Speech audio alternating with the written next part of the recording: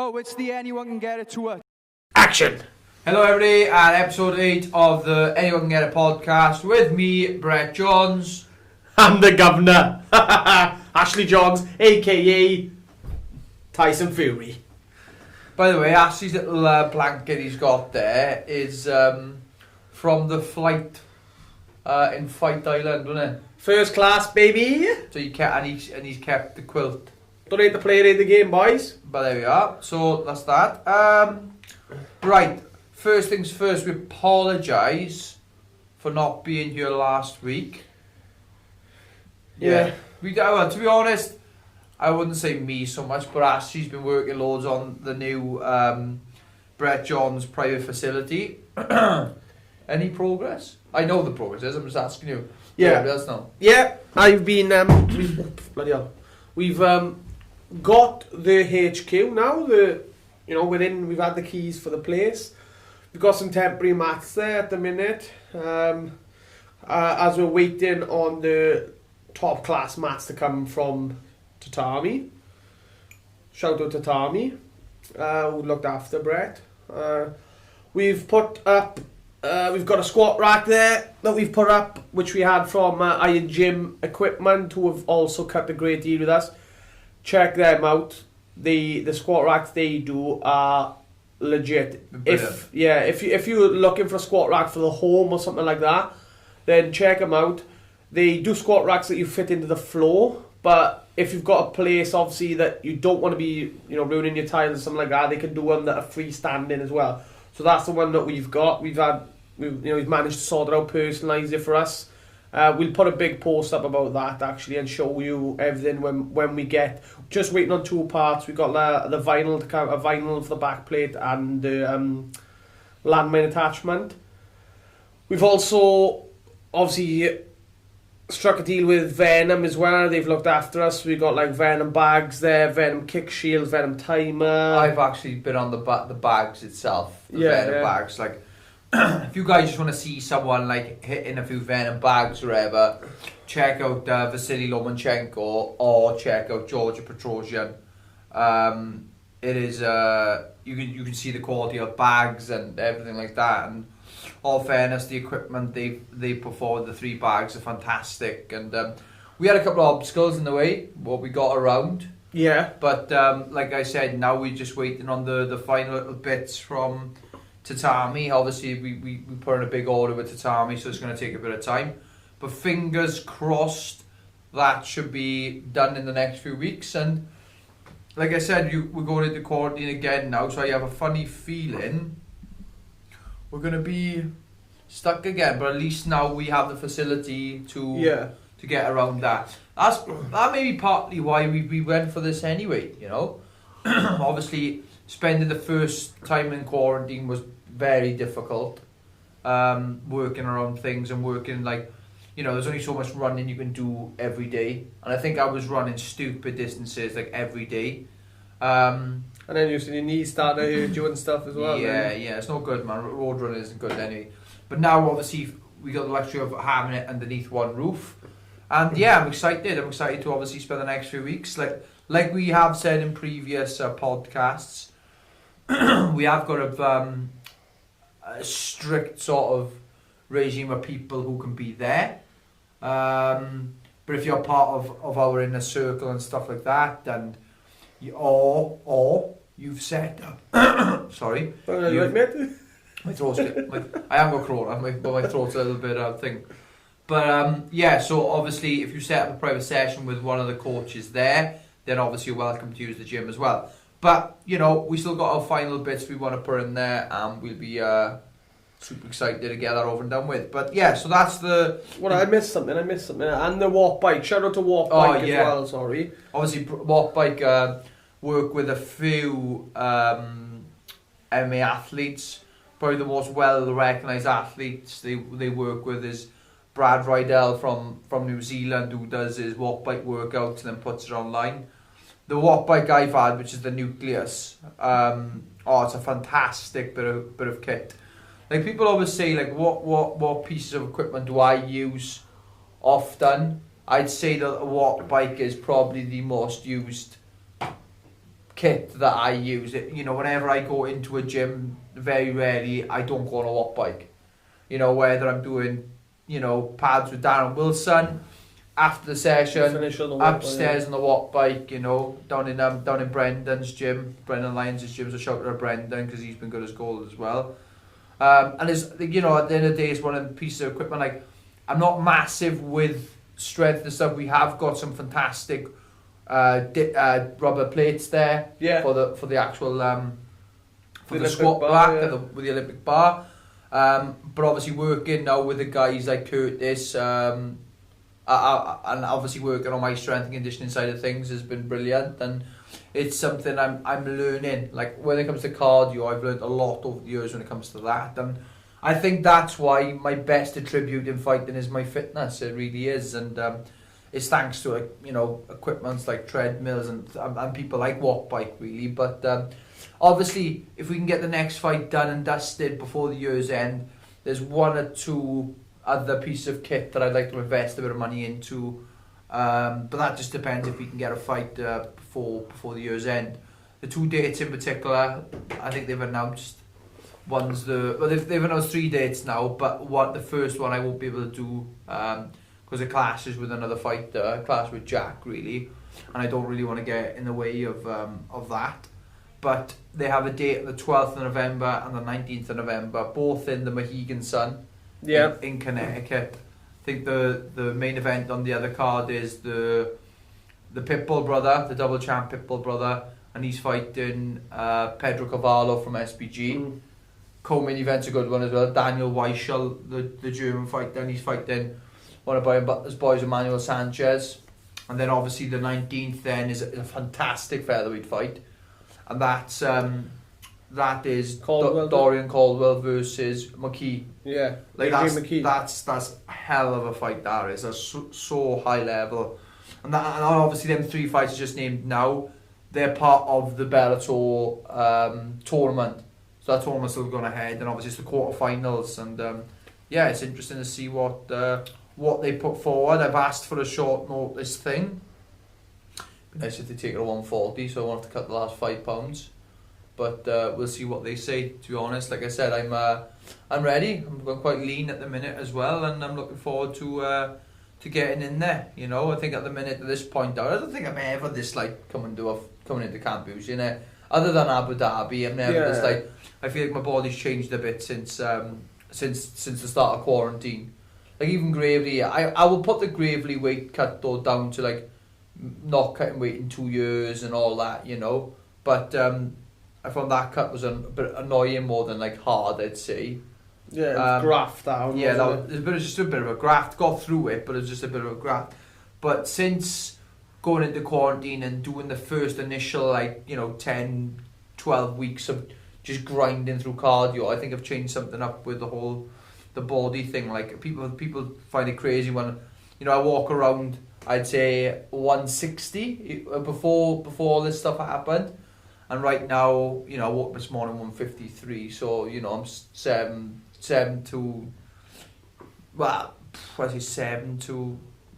5 to 7 pounds lighter than usual. So, you know, if Bellator did turn around and say, "Oh, look, can we do a 135?" Then I do it at 135, of course. But 136.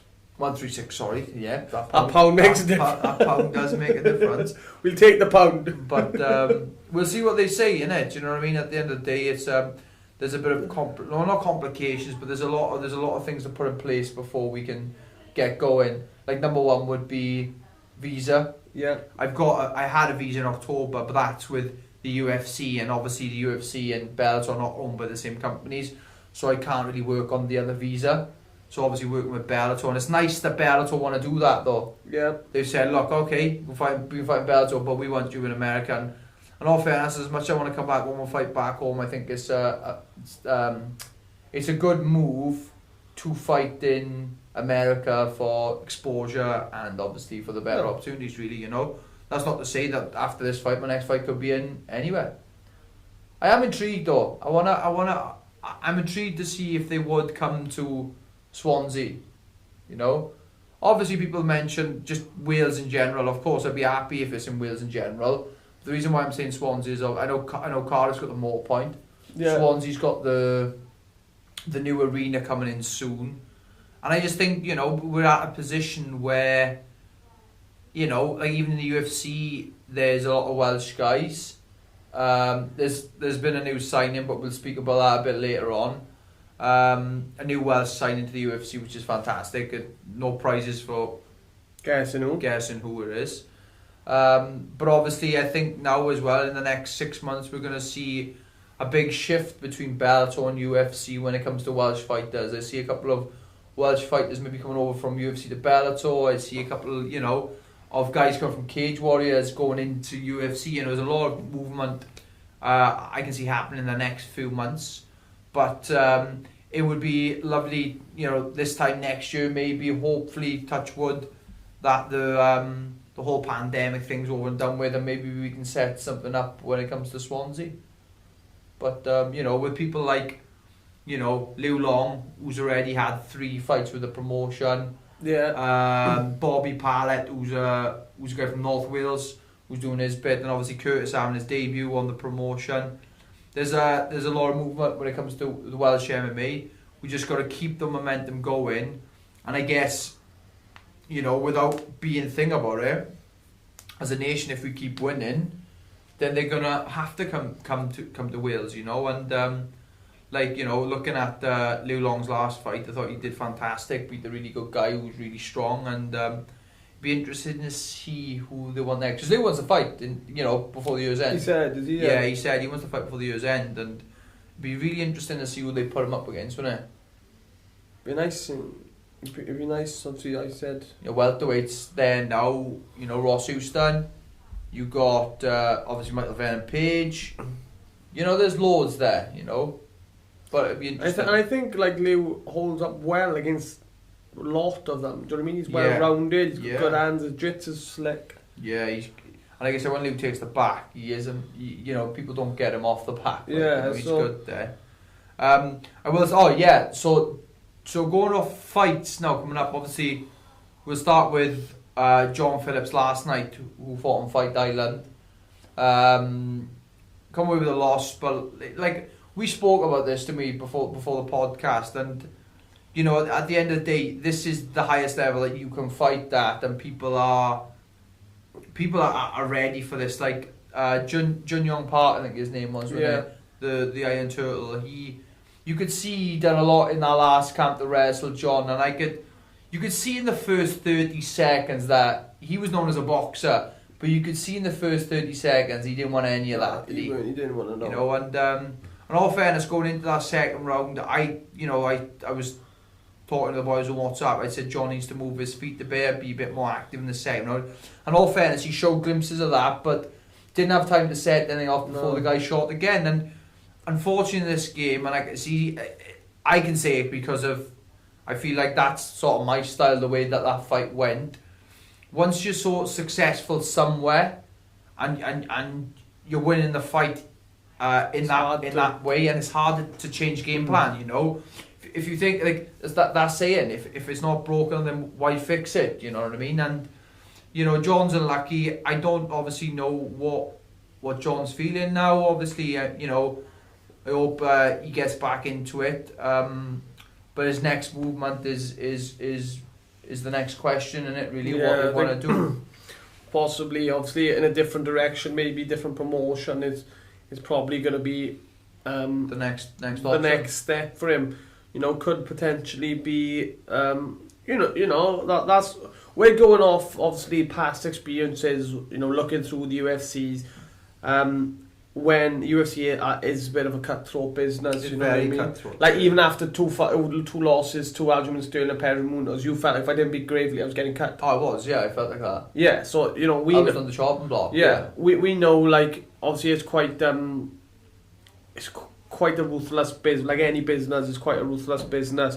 So I wouldn't be obviously surprised if the UFC, did decide to let John go. Obviously that's not what we want. We'd like to see him back in there, but is maybe he's training out of SBG. Is the Bellator move a good move for John? I think so, especially with John Kavanagh having contacts there. Or is the bare knuckle boxing a move Right. for him? Now this is something I'd say, okay?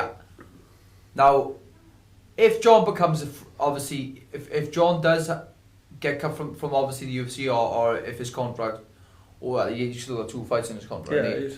but if, say for example, he does get let go from the UFC, I genuinely believe that John Phillips' style, the way he fights, would be better for him to go to bare knuckle boxing. I really do. Yeah. I don't believe that John can do okay in bare knuckle boxing. I believe that John Phillips can be a world champion bare knuckle boxer.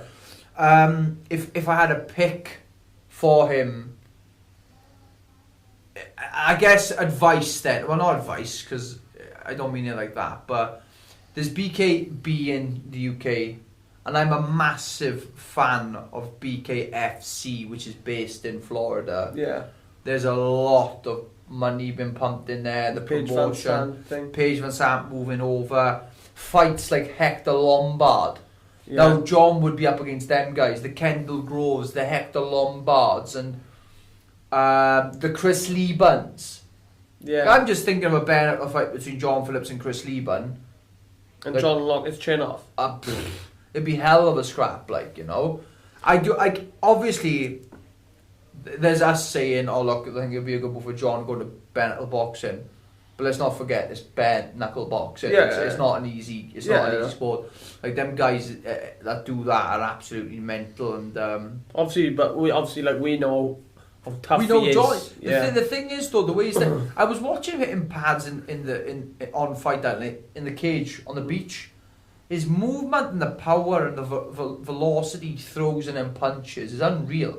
Oh the power he's got I is, know. And it doesn't take an idiot to look at him on the pads and think, wow, obviously, yes, okay, you can always look good in the pads, it's always a fight, but when he fights, man, when people don't want to stand with it, they just don't want to, and I feel like in BKFC or bare knuckle box, you've got to do it. Yeah. And the problem is, I know John's got some, I know he's had issues with his hands, and that's not the best, really, when you want to go to bare knuckle boxing.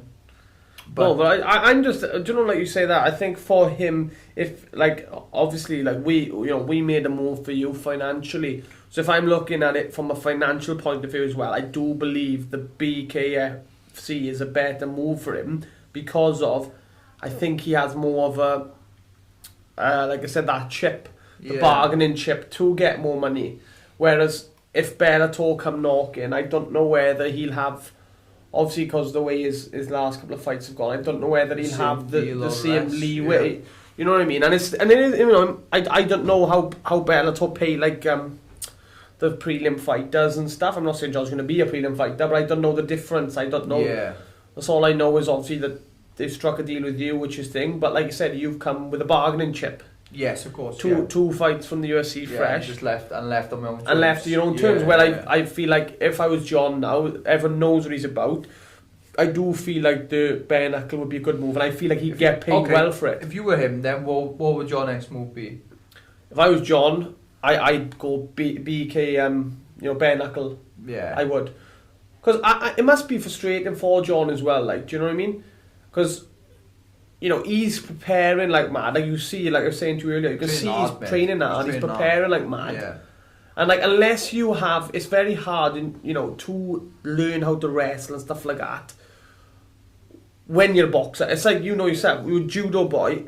How hard it was for you to work on your hands. It's so hard. Yeah, it is. Yeah. And it doesn't just come overnight. And some people think, he can't wrestle as if he's not trying. The guy's probably working on it, but these people think you can just go upstairs and put your wrestling clothes on. Spend 3 weeks resting, and you're a wrestler. You're a wrestler now, yeah. No, like I said, if I was John, and you asked me personally, but then again, I know John's got a little kid in the way as well, and that's the last thing you want to be doing with a little kid in the way is something like that. But we will actually carry on this bit of the conversation in part 2, so we'll come back. Welcome back for part 2, and just before we went into the break, we spoke about John Phillips and obviously going down the bare knuckle boxing route.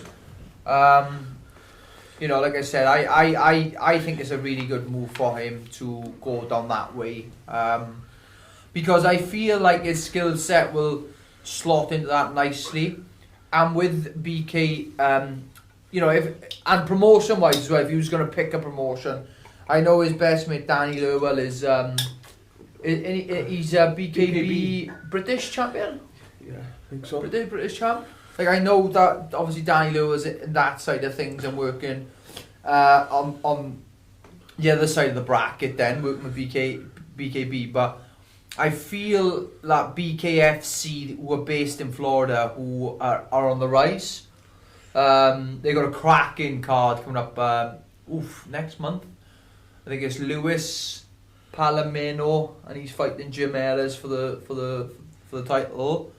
And there's also a cracking co-main event as well. Johnny Bedford, I think, who's a 35er in the UFC.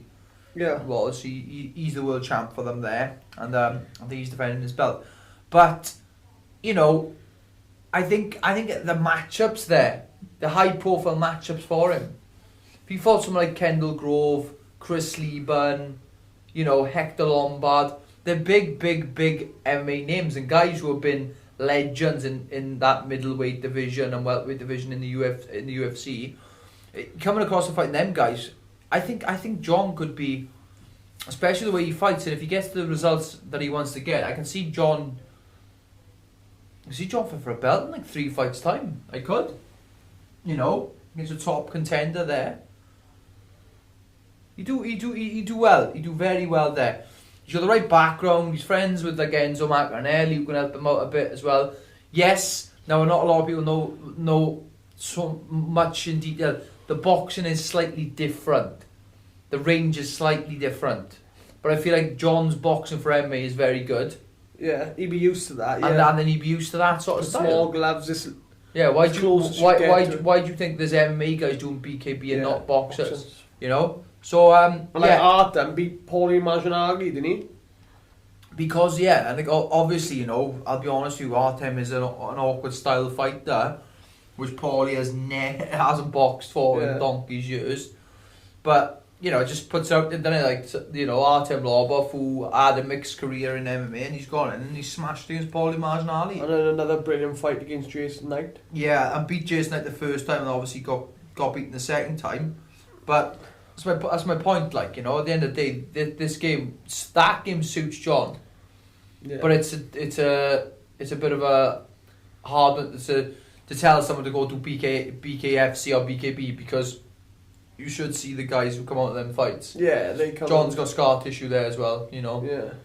But yeah, we'll see. So obviously, I'm intrigued to see what John's next moves are. Obviously, he's just going to enjoy some time off, be with his family and stuff now, because, like I said, I think he's expecting a baby girl. I think it is a baby girl. Yeah, I think a baby girl. So that'll be interesting to see his next movement. 31st of October, Jack Marshman versus Sean Strickland, which was announced 2 or 3 days ago. Yep. It's a tough fight for Jack. The hammer. You know, it's a tough fight for Jack, but very, very winnable. And I think it's a big win as well. You know, if you beat someone like Sean Strickland, that's a huge win. I know that Sean at the minute is training in Vegas. He's training with John Wood, did you? Yeah, John Wood and Syndicate. But like looking at the guys that they have in the gym there, some high level guys who pop in and out, like, you know, you got people like seen Frank Mir there the other day. I know he's past it now. Yeah, but Frank Mir's based in Vegas. Yeah, but he's there. Like, he just come for a bit of a spar. You know, Roy Nelson's always in Vegas. What they got there? That Pyle, is it Mike Pyle? Mike Pyle, who's, you know, he was a good UFC welterweight back in the day. Mike Pyle there. Tom Lawler was there. Who they have there a couple of days ago? I just had a name in my head now. Oh, Chiesa, they have there often. Yeah, just Chiesa, popping in and out. I like Chiesa. You know, yeah, Chiesa's cool, man. And like I said, and it made me laugh when someone put up on Twitter a few days ago, like, why didn't you step in and fight? There's a Machaev, is it?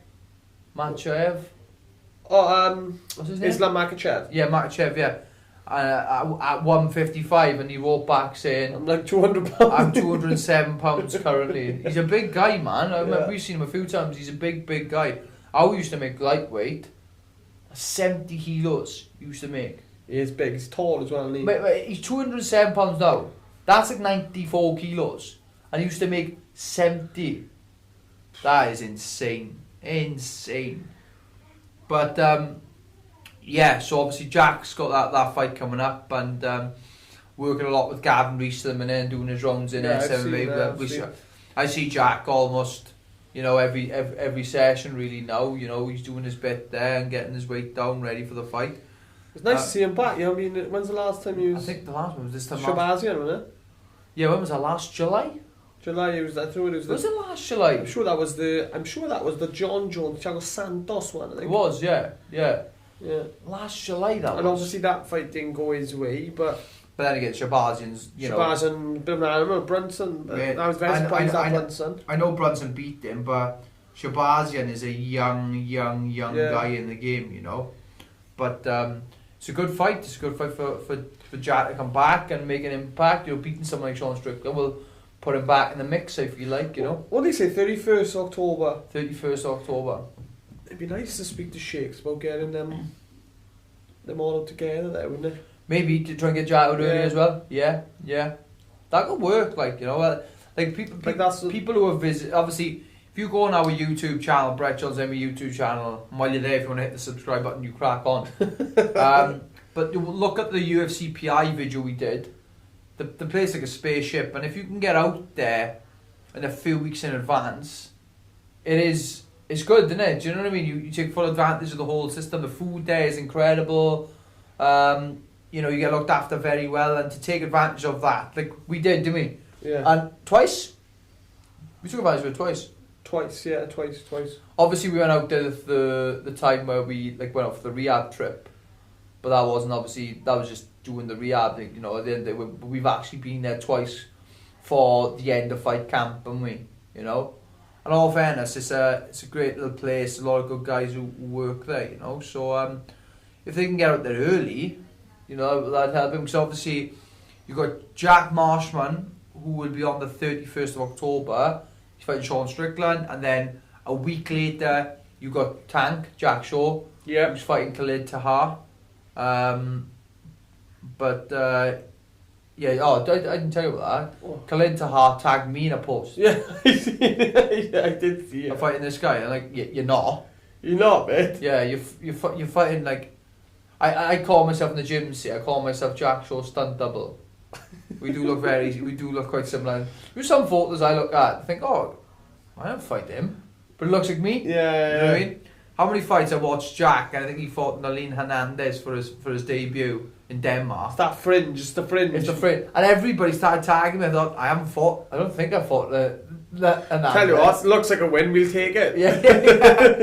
But yeah, so Jack is, you know, he's training really hard, and again, being a part of the camp, you know. This is technically the third camp I've been working with Jack and the SMMA boys now. Obviously, his fight for UFC London, I was working with him. Obviously, that was called off. Then working alongside him in Fight Island, and now working through this camp, you know. And it's great. And the boys, obviously, going down the more regional circuit. Like Josh Reed has actually got a fight, I think. Yeah, I did see something. Yeah, Cage but as well, yeah. I know who it is. Obviously, we can't say because it's not my place to say. There's a few other guys. I think Scott Pell's looking for a fight. I think obviously Scott's looking to get on a show there, which would be really, really good to see. He deserves it. He does, and I'd be thinking with Scott, it'd be nice. I've spoken to him loads. Obviously, when we go up to SMA, which is almost every day of the week, we always chat in the car and stuff, and it would be. I can't wait to see the improvement on him in the next few fights. I really can't, and I think people are going to be shocked, you know. The good thing with Scotty, he's had that amateur background where he's been through the mill. I think Scotty has won the adrenaline amateur title, made for the cage amateur title, Cage Warriors Wales amateur title, and also not Cage Warriors Wales, Cage Warriors Academy. Liverpool. Yeah, I don't know how I messed that one up, because that was probably one of his toughest fights, you know. And then obviously won a British K1 title. You know, Scotty's had the experience of being in there, and that's just the belts. That's not even on about the IMAF Championship where he picked up a bronze medal. Yeah. To even medal in a competition like that is difficult, and in all fairness, he's done it. So I think Scott's got a CV there now, which will put him in the right place for pro. And I think I think Scotty's actually had more fights than I have. Yeah, you were saying that. Yeah, he's actually had more fights, physically going into the cage and fighting. I think Scotty's had more than me. So you going in lightweight or featherweight? Featherweight, is it? I think featherweight Scotty's weight, because although Scotty does look like he's 86 kilos, he's not like, he looks massive, but he's a really good weight. He's lean. He's always lean, you know. But it's going to be. Who would you like if you were in Cage Warriors now? Is anyone you set him up? Would you know anyone in that roster? Featherweight roster. Featherweight roster wise, you have got. I'm not saying that they would fight, but you got people like Ben Ellis who are there. Yeah. Kingsley Crawford's there. There's a good handful of good featherweights they could put him in with. The kind of like Ian Dean, who's a matchmaker for Cage Warriors, is really, really good at finding fights. Like, whether it'll be a UK guy or whether it'll be a European guy or whether it'll be someone even further again, you don't know. Like, Ian Dean's one of the best guys in the business is about putting in forward, putting fights together. Look, you can look as far as Josh Reed versus Nathaniel Wood. Yeah, granted, Josh was on the rise and Nathaniel Wood was the champion, but Ian Dean set that fight up and it was one hell of a scrap, But so yeah, I was looking forward to seeing Scotty. I'm looking forward to seeing Josh Reed back in there. I think Josh fought a year ago last weekend when he won by Bulldog, over a really good guy from Croatia. So it'd be nice to see Josh back in there. So I think them guys will be up in December. Jackson, obviously November 7th. Jack Marshman, the 31st. Corey McKenna. November 15th, is that what you said? 14th, is it? It's a week after. Yeah. 14th then. Corey McKenna's November 14th. And also, last but not at all least, Wales has another signing at the UFC. Yes. They're coming thick and fast now, aren't they? Yeah, we spoke in more detail. We spoke in detail about this guy on episode 7, didn't we? Obviously, but we were speaking more about his next move. Yeah. And what we think he should do. Yeah. Or our thoughts on it. And yeah, he picked the UFC, so obviously, like, everyone, that's the mecca, innit? Do you know what I mean? Yeah, that's where you want to go. That's where you want to go. But it's like, after you've had 8 fights, then you want to get paid at the end of the day. Yeah, no, of course. But like, I always look at like Mason, and I always knew he would get there. He would always get there.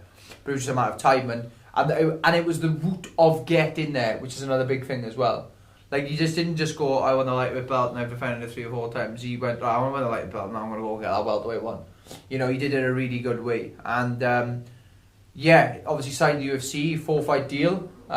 It'd be interesting to see who they put forward for him. He has mentioned a few times he likes the RDA fight. That's a big one to come in and do straight away. And all fairness to him, if he wants to go in there and fight someone like that, what's stopping him, Mm-hmm. But I'd be intrigued to see that's if RDA can even make 155 anymore. Yeah. I know that the fight with I can't even say his name. Islam Makhachev. Yeah, Makhachev was at 155 with RDA, but RDA caught COVID, didn't he? But so I've been intrigued to see what Mason's first matchup. There's a lot of good guys in that lightweight division. I watched a really good fight last night in the UFC, and they were both lightweights, really high level fights, and this is just guys who've had 1 or 2 fights in the UFC. Well, what his debut? Yeah. What's his name? Mateus Gam. Yeah, that fight was the Gudamale or something his name was. Yeah, against versus Gamrot. Honest to God, for a fight, it was like the featured prelim bout. It was the last prelim fight before going into the main card. And if you haven't seen the fight and you've got a spare 15 minutes. Now that is a super, super high level MMA fight. I don't think, and I'll go out on a limb, I don't think I've ever seen a prelim fight where the skill was that high. Ever. Yeah. It was incredible. Mateus Gamrot's wrestling is brilliant. I was speechless watching him, the way he moved, to just be like, wow, just, like fixated on the way he wrestled. Because he's a good wrestler. And that, I think it's in Gudamale. Yeah, something like that. Something like that. Swedish, Georgia. Yeah, so a lot of the guys, they train up at All Stars in Sweden, which is Alexander Gustafsson's gym. Top guys train there. I think after when Gus fought Jimmy Manoa went up there, and he said the level's high. You've got Ir Latifi who's up there. There's a load of guys who are obviously up that there. Animal Chimaev. Chimaev's up there, yeah. And obviously this guy, the Scudamale, had his UFC debut yesterday, is Matthias Gamrot. Matthias Gamrot's was KSW lightweight champion, had some really good scraps in Norman Park. ADCC Poland champion, ADCC European champion. Guy can grapple, you know. And I watched him. He fought a Welsh fighter called Tim Newman, and you Welsh MMA fans, solid Welsh MMA fans would know who Tim Newman is from Newport. Guy was the guy went viral after one of his first Cage Warriors fight, knocking a guy clean and conscious. It was absolutely nuts. But I'm really, you know, I was really impressed with the skill set on that fight, and I think Guatemala is like a experienced Muay Thai fighter, but you could see it. Like if you looked on one side of the cage, there was a super experienced striker who can grapple, and then you look the other side of the cage, there's a super experienced grappler who can strike. Yeah, you know, and if you get the chance, it did have fight of the night last night. It had the fight. I know. Andrade won 50k with that body shot stoppage. Obviously, Jimmy Crute won his 50k over Modestas, which was a bit gutted for Modestas. But Matthias Gamrot and that Guatemala, I can't even say his name, but anyway, check that fight out. If you haven't checked a high level fight out, watch that fight, you know, and you won't be disappointed. Even my girlfriend was watching it and she was just fixated, wow, this is so good. You know, she never usually watches fights, you know. But that was a really good fight. And main event last night, we'll speak quickly about it. Brian Ortega versus the Korean Zombie. So no matter what happens to the Korean Zombie from now until the day he retires, Korean Zombie is one of my favourite fighters of all time. And he's a guy who... Well, my favourite fight of all time is Leonid Garcia versus Chancellor Jung, the Korean Zombie 1. You know? And it would basically be like setting up a CCTV camera in the roughest pub in Swansea and then getting the two hardest guys in there and just tapping their shoulder and said, "You just called you an idiot." And then they just went at it. Just go to the bar, get a pint, sitting down. Yeah, and just watching it. Because I think I remember one scene, Garcia, who was a big friend of Don Cerrone, he's winging shots him, but just before he's about to throw the shot, he's picking up a canvas sticker first. Yeah. It's coming from that distance. Wallop. And honestly, it was one of the best fights I saw. And at the time, I thought the Korean Zombie won, but he lost by split decision. Then they had the rematch. Yeah. And the rematch is where he pulled off the twister. Oh, no, yeah. So that was good. But then again, you said, you know, you thought Ortega looked incredible last night. He did look really good, mate. 2 years off. 2 years off. His striking looked really sharp. Really sharp. He hit him with that spinning elbow in the second. And he put him on his sat him on his ass. And I think the Korean Zombie threw a jab and he just slipped to the outside. Whoop. And then went boom, and it was a lovely shot. And Korean Zombie come out and said, I can't remember round 3, 4 and 5. Yeah. He's come out and said it. I can't remember round 3. I watched it back. He said I fought quite well. I can't remember any of it. Yeah. And do you know what the case? The thing, you're almost guaranteed. Like, on all fairness of Brian Ortega, I don't think I've seen Brian Ortega in a bad fight. No. You know what I mean? Like these boys who have. Like he was losing that fight to Guida, wasn't he? And he flying, not flying, need him, but need him. I think Moicano was beating him, and then he subbed him, guillotined him. You know, Swanson. And then obviously beating people like Frankie Edgar is a big move as well. But there we go. That's it for part 2, guys. Come back for part 3. Welcome back to part 3. Yeah, part 3. So obviously after a good weekend of fights, big quick shout out, congratulations to Chris Cyborg, well done. The champ, baby, the champ. Defending a featherweight belt for Bellator. But okay, going on for football now. Did you watch the Swans yesterday? No, I was in work. Yeah, I'm glad I was in work actually. Yeah, it wasn't the thing. Well, I saw the pen. First of all, congratulations to Andrea, 100 caps to Swansea City. And scored. Well done. And the frames on the way, love it. Oh yeah, what's happening in frames? We've got to go and pick them up, son. Again? Yeah. Anybody going to Bolton over the next few days? Aye. Anybody go to Bolton? Anyone go to Bolton? No. Pick up frames up. Honestly, it is well worth it, don't it? Yeah. Like, Yeah, so I didn't watch it. Obviously, Swans lost 2-1. I was a bit disappointed we couldn't keep the run up. yeah. They say something. It's about the international break curse, isn't it? Yeah. I didn't know there was a curse like that, but apparently there is. But obviously they picked up Cardiff played today, didn't they? Cardiff played today. I believe they won 1-0. Do you know what, mate? Newport, the best team in Wales, are doing really well at the minute, aren't they? Newport boy. Newport County. Yeah, they have done, and they got that Swan centre back. What's his name? I think it's Cooper, or I think it's like Brandon Cooper or something. Yeah, 1-0 Cardiff won. I thought they won 1-0. Ojo scored from Rangers. Ojo, see. So wait there. So results this weekend. Swans lost.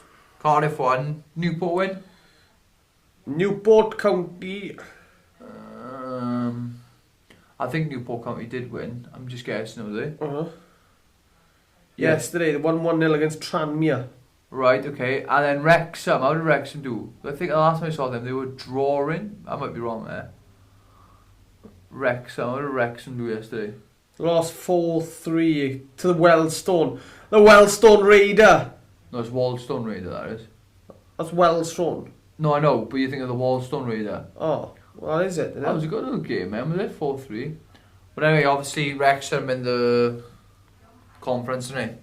Also Wrexham, huh? Conference Premier, like. Yeah. Yeah, so Cardiff. Obviously, as Swans fans, we've had a bit of a disappointing week. We let Joe Rodon go for around 11 million, which is basically like 8 grand. 8 grand. 8 grand. Which is basically like going into McDonald's for the eat out to help out, buying one double cheeseburger and having fucking 15 of them. Yeah. You've had an absolute steal. I don't know what Swans thinking, 11 million, they just let him go through the door. Credit to him, more great move for him. Yeah. Like, look, at the end of the day, I know a lot of people get all arsey about people leaving and players leaving, and I think that, like, we look at the last few seasons. We've had some players leaving, we like. Dan James. McBurney. Rodon. Van der Horn's gone. Brewster's gone back. I know you weren't a player for a full player, but still, Brewster gone. And not paying for Harry Wilson, letting him go to Cardiff. Oh, fucking hell. So, excuse my French, but Jesus Christ. So we lost Rodon, back to that point, Brett. We lost Rodon, and then Cardiff have gone and done us over for Harry Wilson. Now, oh, by the way, as a true Swans fan. Yeah, who is out and out Jack. He loves it, he does. So, Chris Jones, Jake Thompson, Bryn, Ryan Jones, all of you, the guy's a Jack. Deep down, he's a Jack. Obviously, Liverpool obviously had signed a contract with Liverpool, didn't he? And I think it was just, you know, I think at the end of the day it's just business, and who's willing to pay him or pay Liverpool more gets him, kind of thing. I think, and I don't really think the player has much of a choice there, if that makes sense to you. If Cardiff are probably offering a bit more for him or something, and I'm just thinking, that move to Tottenham is huge, Rodon. Yeah. Huge. I know. They've been lucky now, haven't they? Yeah, they were unlucky earlier. I don't know if you've seen that game. It's a game to watch. Tottenham were 3-0 up. 94th minute. Mr. Lanzini. Lanzini comes off the fucking bench and absolutely rifles one in the bin. In the bin. But that move, I was thinking yesterday about that move for Rodon, and I'm like, it's a bit different now, obviously, because Rodon plays with Bale for Wales, but like, he now plays with Harry Kane, Heung-min Son, yeah, Hugo Lloris, World Cup winner in goals, Bale. His manager is now Jose Mourinho. Yeah, I mean, like, it's a big old deal, like, you know what I mean? And to be honest with you know, fair play to him, like, I'm chuffed for him. I said, I can't remember what podcast it was. Remember I was saying it's hard to, if I can't remember what podcast, it might have been around episode 3 or 4, I think. And I was saying how hard it is to find a defender, don't you remember me saying, that can do it all, that can play football, is very good in the air, can hit the long passes, read the game well, and he's like, I think he's like, what is he, like 22? He's young, yeah. So it does not surprise me at all, like a club like Spurs have come in, who are just going to nurture him through. I can't, look, I'm not saying he's not capable, but I can't quite see him breaking straight into the team. Do you know what I mean? It's a bit of a graft. That's it's going to be a bit of a graft for him. I think he's going to have to just wait for a bit of an opportunity because they've got Toby Alderweireld, Davidson Sanchez there, Ben Davis is there as well. It's nice to see him there with some Welsh I like internationals. I thought the video Tottenham put up. Yeah, it's class, isn't it? That was class video. That was. I like that. Yeah, so I'm chuffed. I'm chuffed for him. There, I think it's a brilliant move. And to be honest, you can tell, like, he's a jack, innit? He doesn't want to leave. You can know he doesn't want to leave, but at the end of the day, it's like, what a move. I'm more like pissed off and annoyed with the fact that he's gone for 11 million. Yeah. Like, he should not be going for any less than 20 million. Yeah. 22 years of age. If some fat guy living in Dunvanby in a Welsh top can see that Rodon's got that class, surely some donkey that runs these clubs can see, right, this guy, I don't care if Real Madrid come in for him, he ain't going for any less than 20 million. I don't care what, he ain't going. Because I could well be wrong, but I can't see him wanting to go unless, I've watched like the All Nothing with Spurs, and sometimes, mate, the players don't even have the choice. a say. No, because sometimes it's like Daniel Levy goes like this to Ericsson. Inter Milan have offered money for you. If they offer you 20 million, you can go. Yeah. They haven't really got a choice. I remember having that chat with McBurney about that actually a few weeks after the deal was done. I had a chat with him about it, and I just said, look, at the end of the day, I'm a believer of, obviously, these people are human beings at the end of the day, and they're only going to do what's right for them and their families. You'd be stupid not to. I get a little bit touchy on the subject of fans losing their head because a player's gone. Like, don't get me wrong, I can understand completely if you're for argument's sake, a Celtic player and then you go to Rangers. Then I can understand. Or maybe like a Cardiff player going to Swans or so. Swan player going to Cardiff. It kind of works the same sort of way, but I can understand more in detail about it. But when I was talking to Ollie, he's like, we don't really get the choice. Like, it is what it is.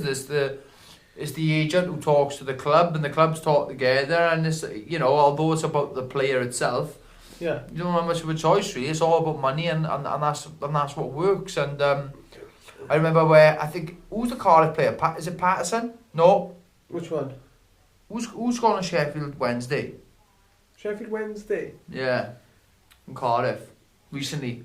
Wednesday or United? No, Wednesday. Cardiff City player gone to Wednesday. Might have been Patterson. Might have been. Or Callum Patterson. Or was it a Scottish guy? Black.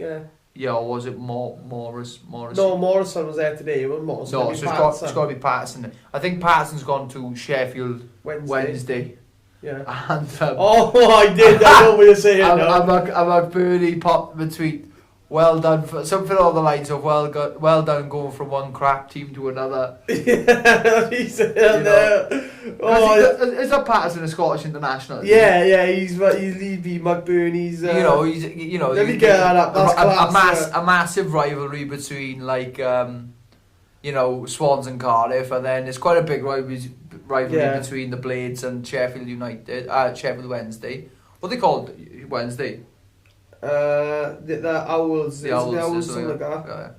But the football rivalry. What did he say? From one honking team to another. Congrats, pal. See you soon with laughing faces. I'm up in obviously SMMA now, and there's a lot of a couple of boys coming to the gym, and they're all Cardiff supporters. We got a kid there. He's called Stone Island, right? That's what Dickie's called him.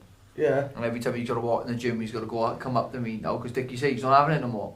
He's not having this kid coming to his gym and blank me. So every time he comes in the gym, he goes, oh, Stone Island, have you spotted Brett? Yeah. Oh, no, I haven't. He's only youngster here. Oh, no, I haven't. Get up the gym, walk back in and say hello to Brett. Make him feel welcome. got a jack up you, want to fix you every time. This kid is fuming. He brought a Cardiff fan as well. Comes in and he's like, and he comes in and it's obvious at the second time. He comes in and he goes, all right, Brett. And he go, oh, what's happening, son? All right, what? That's better, Dick. He's like, that's better. That's better. And walks off. But Jack Tucker goes, oh, I hate that McBurney. I hate him. And I told him, I said, why did he flick you and your friends in the garden stand? But oh, you gotta love McBurney. Oh, yeah, but his tweets are so controversial. I love it. At the end of the day, though, like if you got like for example, if you got that, was it Morrison? No, Patterson was gone. No. If Morrison plays them, does he? Yeah, I hate him. Who's another player? Morrison, I hate him, mate. Does my tits. Nice guy though. I don't know, mate. Never met him. I have. I've met him a few times. Oh, hey, Morrison. I've met him a few times. Miss Patterson, can I have a sandwich, please? Dan Wilson does pads and stuff with him, didn't he? You should have sparked him, son. Should have. Damn. I remember walking in there. there. Darren next time, put him in the ring. I love going to Llantress Centre to do the session. I walk in and there's about 15 Cardiff heads there. And it's the week after Ben Wilmot just scored. It's just the grin on my face. They hate me up there. Jack bastard, they go. But talking about football rivalries, big little game, one of the biggest rivalries in football history. Wee game. A wee game. The Old Firm derby, Celtic Rangers, with no fans. Yeah, that's sad to see. That's crap, innit? Yeah, it is a lot of. Gotta be honest, I watched the game. I watched the game, and I did as well. Key players, Morelos, yeah, and Scott Brown for Celtic, yeah. Well, it's by key players if you're being controversial off their heads, yeah. Yeah, them two is there. Who else there? Kent's quite a controversial. Right, Kent is good. He's good. He is a bit gutsy. He gets a bit stuck in. He doesn't mind. He does got that bit of bite. But Rangers got they have got decent players there, mate, as well. Like Scott Arfield. They did have Ojo, who's now gone to Cardiff. Cardiff. Yeah, he's going to Cardiff now. They got a good couple of players. Connor Goldson, who scored the centre back. Yeah. He scored two, yeah. The first goal, right, was it's so clever. I'm not going to say it's so clever, but from a centre back, it was clever because what they do is when they set the line-up, we usually stand this side, but they come offside and then they jam up, so they are offside just as the ball's getting kicked. Then they onside. But naturally, one defender's always going to get the step back because they try and get the ball first. And Shane Duffy, I think it was, took a step back slightly. Goldson's onside. Then the defender then is the wrong side of him. Yeah, he's there then. And he banged, just headed in. I thought, bloody hell, that's a good little move that was like. And the second one, was a bit scrappy by the box, wasn't it? And he just poked it in. I love that. I'll be honest with you, once this is all... What this whole COVID-19 situation's done with me in football has made me realise that I need to get to... You, to be honest, you've done it before. You've gone to these games where, people wouldn't go to certain games that you've gone to. What games have you gone to? Atletico? Yeah, Atletico, Villarreal. Juventus v Frosinone. Inter Milan v Sampdoria. Berlin? Hertha Berlin v Bayern Munich. Do you know what I mean? Like, them games and what this has made me realise, like, now, is that I want that opportunity now just to go and do it. Oh, the random games, mate. Me and Soph love it. They're the best. You literally, say, like, not in fight camp, whatever, literally go, have a couple of beers. We buy random tickets. I buy the tickets in, like, 4 months in advance. Yeah. Cost me, like, €40. You sit with me on FaceTime. We're absolutely steaming in the stadium watching the game. Because we watched a documentary, and I think I might have spoken this briefly on the podcast before. The Corp 90 documentaries. Yeah, you did say. Yeah, I absolutely found it fascinating. I love football, but I love the whole thing behind football. I love the whole passionate thing about, whether it's the casual movement with the clothing, or whether it's just the rivalry of football, or whether it's just enjoying. I love the rivalry of football. You know what I mean? But your biggest thing about football is the actual football itself being played. Yeah. You got people who love that, like yourself. You got people who love the casual movement, like myself, and then you got the people who just love the rivalry and the whole thing behind football. Then You know, there's 3 different types of ways of looking at it. And when we were out in Abu Dhabi, me and Ashley, we had in the W Hotel in Abu Dhabi for Fight Island, they had YouTube on there. We were just watching Corp 90 football rivalries, and you know they did a bit of one on the Old Firm Derby, but that's definitely a game I would love to go and see. Yeah. But the old Firm, I think. And I gotta be honest, I'd have to go and watch it in the Ibrox. I'd have to go and watch it in the Ibrox. So I don't know how you feel about that. I have no. I don't follow either side. I was sitting in the railway yesterday, socially distanced of course, and all the boys were there. You got Chilly who's there and he's a big Rangers fan with Smithy. Yeah. And then you got Steve with his missus and they're Celtic, you know, and it's funny because the banter flies about. Yeah. It's bonkers, but I'm on the fence. I look at the teams and I think, would you support, innit? Do you know what I mean? It's like Liverpool and Everton. Yeah. If you ask me, I would love to go watch a game. One end I sat in, I really won't give a care, shit. like, yeah. I just love to go and watch the game. Do you know what I mean? Talking about that, what was your thoughts on that VAR decision? Right, even after the decision, Nana was fuming. Nana was fuming. If you know Nana, she is Scouse red through and through. Yeah. She had a dog back in the day, and they buried the dog in a Liverpool blanket. Yeah. Which you might think's nice, but I think's cruel, you know, Liverpool blanket, you know. Yeah, so my Nana was absolutely fuming. I pulled up to grab some stuff from her, and the first thing she said, she's like, "We need to get rid of this bloody VAR." She's going.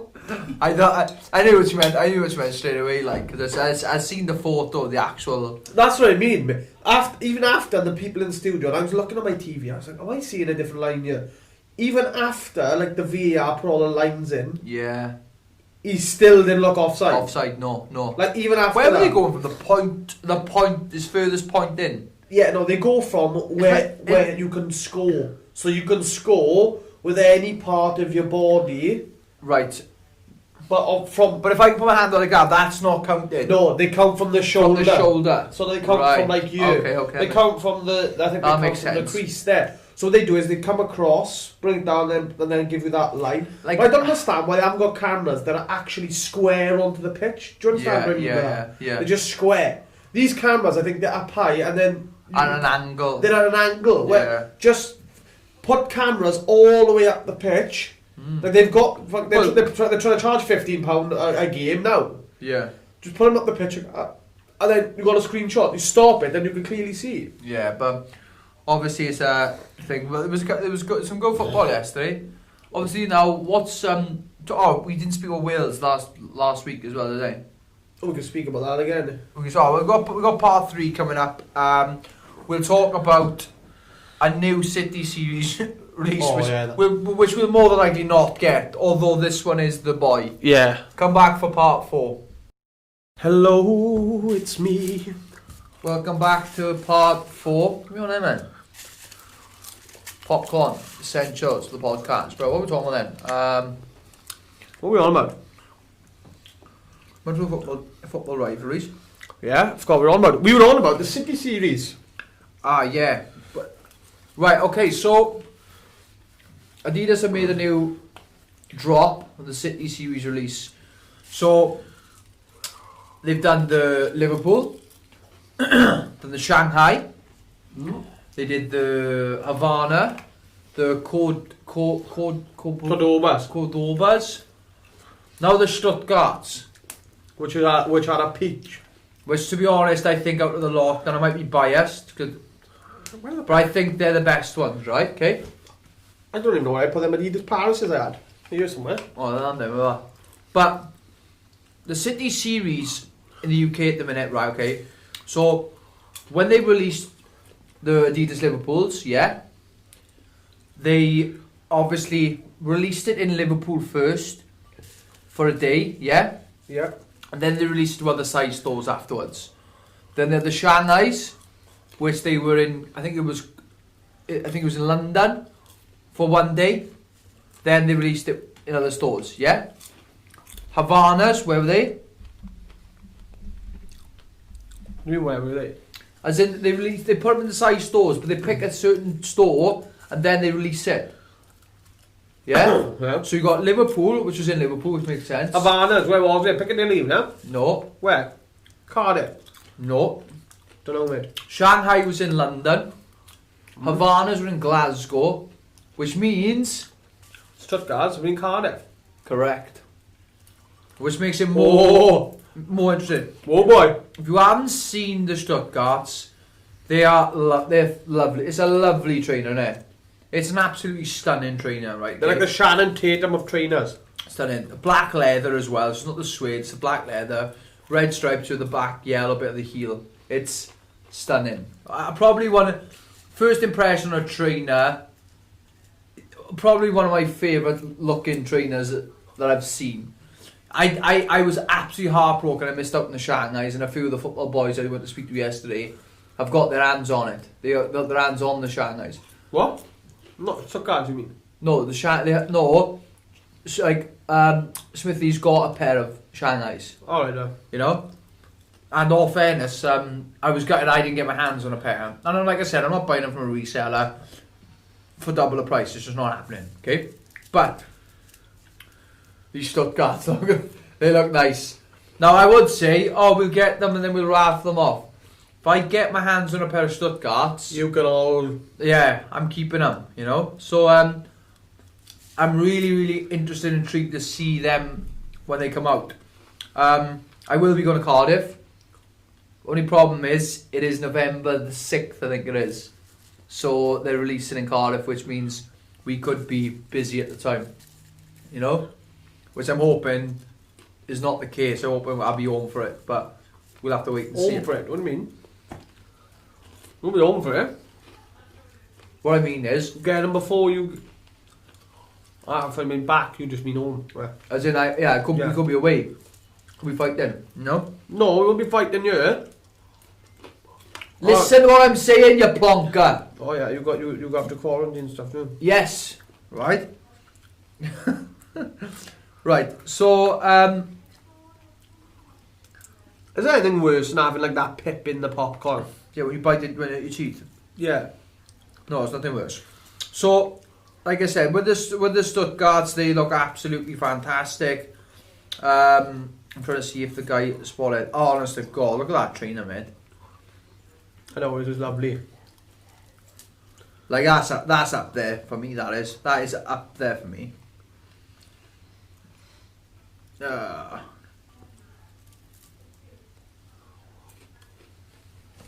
Oh, there you are. Right, so. Okay. So you got the Stuttgart, which is coming out. That's fantastic. Look incredible. Now, I'm trying to figure out. So they are a size exclusive, which means size would be... I'm looking at the train, look at that. It's ridiculous. It's ridiculous for a trainer. But also, going off the other ones, a lot of people like the BC trainer. It's a sporty yesterday, had the khaki pair on. The green or the black stripe. Yeah, I like the BC. Yeah, so they've just dropped another one now, which is like a brown leather one. All brown leather. And I think they're out on the 21st of the 10th, which is next week sometime. It looks nice. If you like a brown shoe, a leather brown shoe, they do look quite nice. It's a nice trainer, that is. Thursday, is it Thursday? No, Wednesday.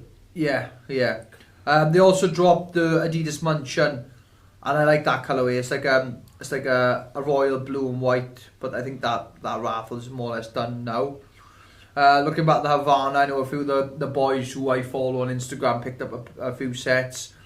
These boys travel the country, man. Do you know these boys with trainers? They go everywhere for these trainers. It's insane. It's absolutely nuts.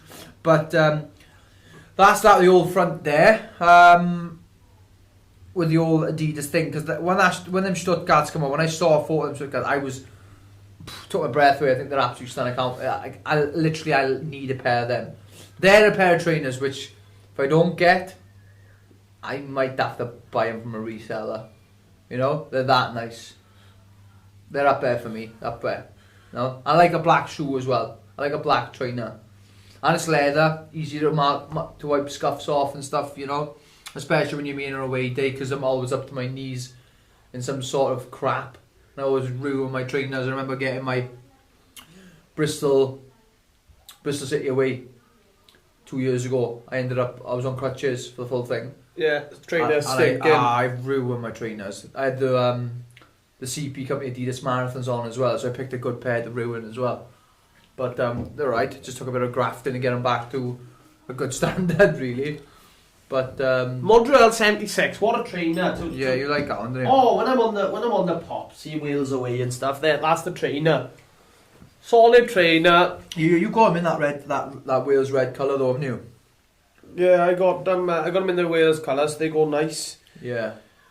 What are you doing? We might get that agent on next week, is it? Yeah. So me and Ash have been speaking about obviously putting guests on the show, and it's not really a thing where we want to get like. Obviously, we want to get people on. I know a few people who have offered to come on. So we have the likes of Oban Elliott's offered to come on, Jack Shaw's offered to come on, Shaky Shaw's offered to come on. There's been a few boys, a couple of the football boys have offered to come along. And I like that. I'm not interested in speaking stories about like, you know, I want to get all sorts of people on. I want people to come on to say their football stories about going away. I want other people to tell me about other sport things they do. You know, it'd be interesting to see a football player's perspective on things. You know what I mean? So, yeah. But I think we kind of decided, yeah? Yeah. Yeah. So I think our first guest will be the biggest idiot that we know. Yeah. And then by a long stretch as well. He's not just like, okay, he's a little bit more of an idiot. No, this guy takes... Yeah, he's like the Champions League of idiots. Yeah, he takes about a country mile. And that is our younger brother, Darian Burt. So we'll probably have him on next week or maybe the week after, but we will definitely get him on. Well, said we got him on Sunday, the day after his birthday. His birthday's the 24th. Yes. Which is the Habib Gaethje fight, so it'll be the day after. We'll have plenty to talk about on that then. Even if we just have him on for a brief half an hour. He has said that he's interested in doing it. Just a little bit of a different insight to me and Ashley, because obviously I'm heavily involved in sports and I'm heavily involved in, you know, mixed martial arts. Ashley's involved with me, and this is just not involved with anything else other than FIFA and Dark Fruits. Balenciagas. Yeah. Climb Island. He loves Climb Island. And getting a retweet from Ollie McBurney. Yeah. Loves that. Just loves the pop base. Loves going up the piss. So basically... Yeah. A failure, yeah. Yeah, you relate to it most football heads then, wouldn't he? But like I said, so I'll be interested in having him on next week. Should be a good one actually. He'll be the first guest, and he has said he's really intrigued and he is quite funny. Might have to bleep a couple of things out, mate. Yeah, funny looking. We'll probably do it in the gym as well. Yes. All right. So with the gym side of things, like we said at the start, we're coming to the final little process of that. But we'll probably do a little maybe a little video. Yeah, I've got a little video from the start of it. Yeah. But yeah, I'll have a bit of a finished thing as well. Yeah, I was going to say maybe it'd be cool to put it on just before or after the next podcast, or the one after that when it's done, really. Yeah. Just get the final look in, really. But we're so excited just to get the ball rolling and getting things done. We're excited. I think now we need to touch up with a bit of personality now, don't we? Do little things to it, little bits and bobs here and there now, because all the main equipment, most of it's in. I think it's I'd say a good 80%, 90% of the equipment is already in there, but now it's just tarting the place up and making it look nice now. So that'll be really good. We'll put a little brief video on a podcast next time and see where we go from there. Mate, you haven't mentioned once. What do you think? Yeah, you look right. For nuts. Right, so talking about things. So have you watched anything recently? Any sort of series? I got time, mate. I'm Mate, just a we- busy guy, oh, like, do you know what I yeah, mean? you're talking- Like, Brett we're works trying- for 15 minutes of the year, guaranteed. We're trying to relate to the people here. And I'll relate to you guys. I'm grafting my bollocks off of this donkey. One of us is in dodgy Adidas bottoms, and the other one's in a gold watch and a Versace robe, so you ask yourself who's doing the work. Mate, James Gallagher said, he says, I want bank, and I do want bank. So I've gone out there and bought a second-hand robe. Bank, I tell you, he'd be having a smacking up bank. No, but things I've watched, and this is why I've got in my crazy little phase. I like to watch something and get heavily involved into it. So if you guys haven't checked out, you got Netflix. Check out the assassination of Gianni Versace. I love it. I do. Brett Johns, the history. You get history from Brett Johns. He told you about the Nike and not the Adidas and Pumas, and now you get the Versace free of charges. And a store line CP company. And store line CP. So Gianni Versace, just in a nutshell, is the creator of Versace. And when we were, the thing is, this idiot don't even know, right? Okay.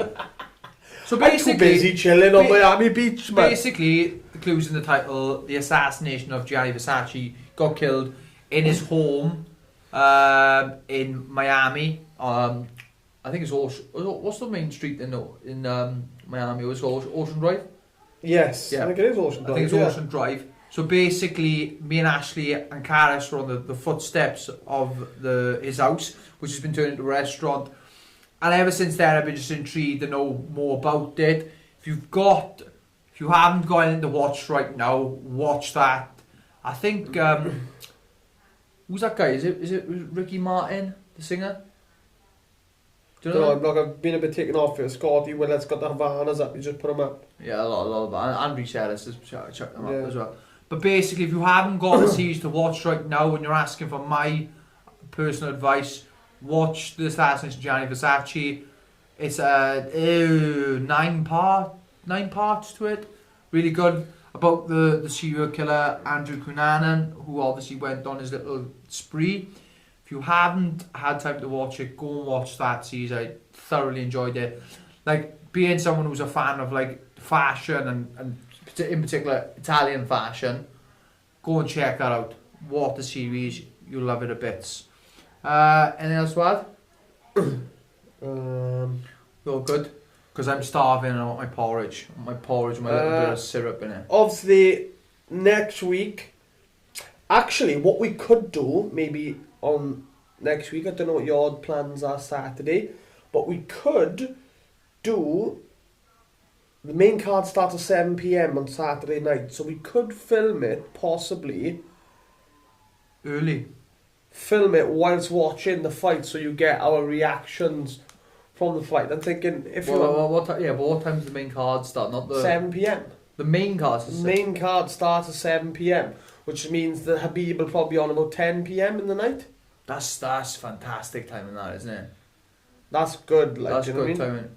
Do you know what? We will do our next week down. So we'll put our we'll set it up in the living room. I think we'll get Darian here as well. He can watch the fights. So it'll be his birthday, actually. Yeah, it'll be his birthday. Oh, yeah. No, I think he wants to. He's not obviously can't go out then. Can he? We're all from the same household, just in case you're checking. Yeah, right? we've lived with each other since the start of lockdown. You know what it's like. Ponderlice is very much like Penclouth. Everyone's either your cousin or brother or sister. COVID come into Ponderlice before. Come in, and I went, oh, I don't go in here. Come in, hit the corner shot where no, he'll a Kyle till I die, I'm off. I'm out of here. Got the Kyle Davis's house and fucking turned round like. You had the council call. Whoa. Yeah. Come on home. But there you go. Guys, I think we'll... No, wait, a quick one. Oh. You reminded me now. Wales in the Nations League. 0-0 with Ireland. 1-0 against Bulgaria. Yeah. Great result. Johnny Esther, what a finish. Shout out to the Swans boys. Well, good cross by Nico as well, wasn't it? yeah. Oh, Neko, isn't it? Neko. You've done me a kip out for when I said Nico. Neko Williams. Neko Williams. So Wales are on fire as well. Oh, and shout out to the Celtic brothers as well, Scotland, because I think they've picked up 2 wins in the last thing. Are they? Shout out to McBurney and Czech Republic and Israel. I think they won 1-0 a pair of them. They've got a very big game now against Serbia for a place in the Euro 2020. It's the playoff final, so whoever wins gets a place. So it'd be nice to see Scotland, Serbia. Tough game. In Serbia as well. Yeah. Tough game, but anything can happen in one game, you know. What else we got? I'm just trying to think now. That's it. So yeah, next week we'll go live from Ash's living room. Justin Gagey versus Habib. Also we'll have our special guest on, Darian Burke, and we're just to see our live reaction to the fights, and we'll see the card. So, but before we go on Saturday, we'll speak briefly about the card, and then we'll go from there. But that's it. That's the Anyone Can Get a Tour. Peace out. Ta-ra, guys.